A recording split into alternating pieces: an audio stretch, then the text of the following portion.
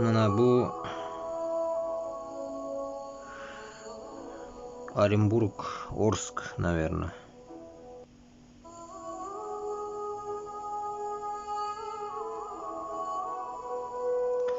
Alloh taolam baribir ko'rsataydi. Bu yoqdan Ukrainani o'tirasiz, bu yoqdan o'zingizga mana suv jibara.